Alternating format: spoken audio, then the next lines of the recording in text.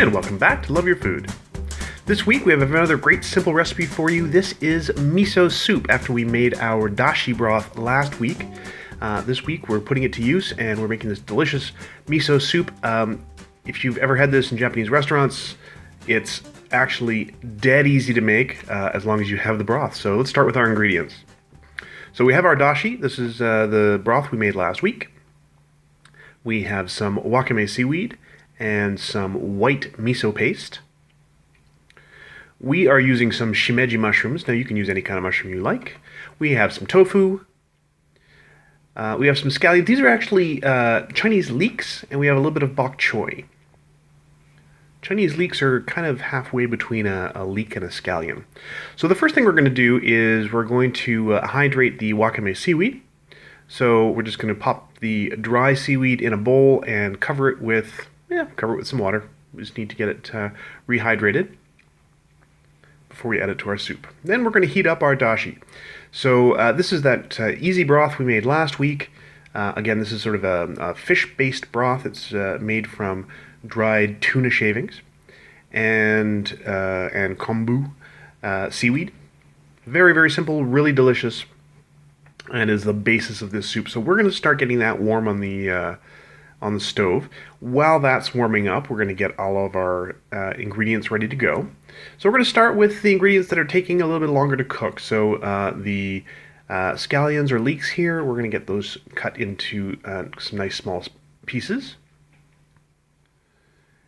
And it depends on what kind of greens you've got. If you have just regular scallions, you might cut them into bigger or smaller. It depends on the texture you want for your soup.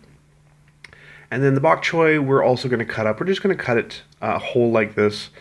It'll break up nicely in the soup, and it'll just cook a little bit in the warm broth. And you can get rid of the root section.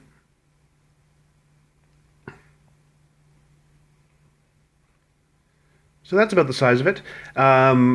We are going to break up these shimeji mushrooms. They don't need to be all individually broken up into single pieces. You can have little chunks in there. That's just fine.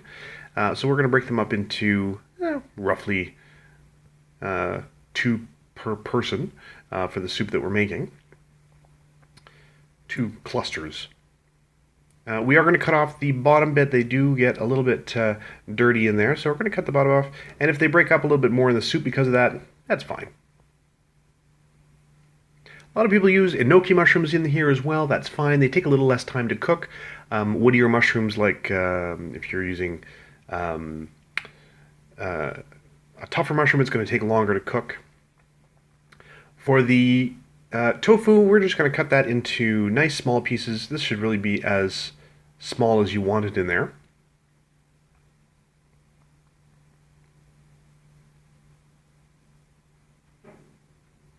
We're just going to cut that into little squares.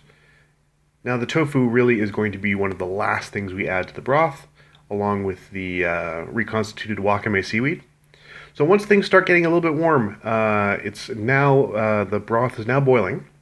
We're going to add everything that needs a little bit of time to cook. So all of our greens are going in, the bok choy, the Chinese leek, the shimeji mushrooms, all going in right now.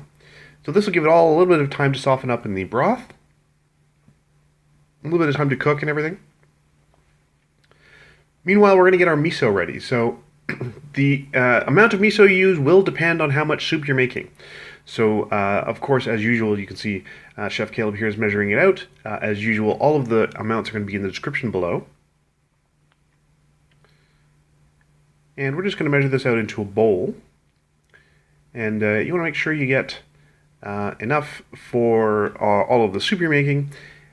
Once you've added the miso to your soup, you want to make sure that it's not going to boil anymore. So once the greens are cooked and you've added the miso, you don't want it you want it to just be simmering. You don't want it boiling anymore.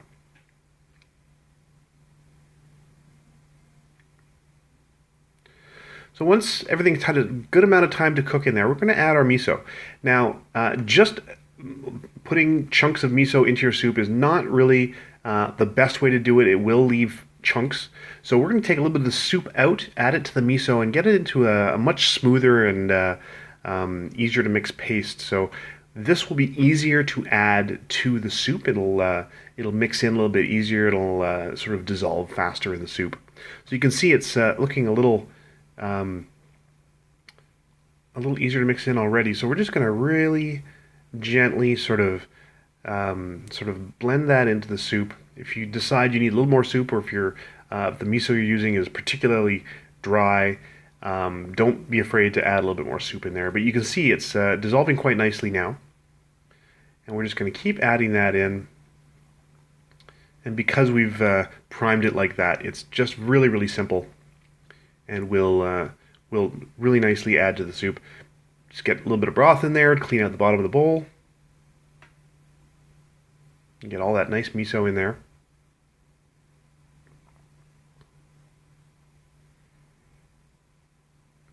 And give it a good stir. And then from there, we're just going to add the tofu, which doesn't take very long at all to warm up. That just needs to stay in there until it comes up to temperature. So we'll get all of our tofu in there.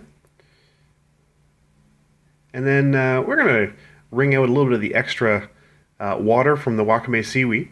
And just put that on top. And after you put the Wakame seaweed in, basically, once that's come up to temperature and everything's good and hot in there, but not boiling, it is ready to serve. And you should really serve it right away because it's got a lot of interesting flavors, and some of them are quite delicate, and if they sit around for too long, it'll get a little bit muddled. So really best once you've added the wakame, everything's up to speed. Time to put it in a bowl and put it in front of people, and that's it. Really, really delicious. You can make it different every time. You can make really, really chunky. If you've ever eaten at a Japanese restaurant and you wish there was just more stuff in it, you can do it however you like. If you like this recipe, please do like and subscribe. And if you have any recipes you'd like to see Chef Caleb try on the channel, please let us know in the comments below. And remember to love your food.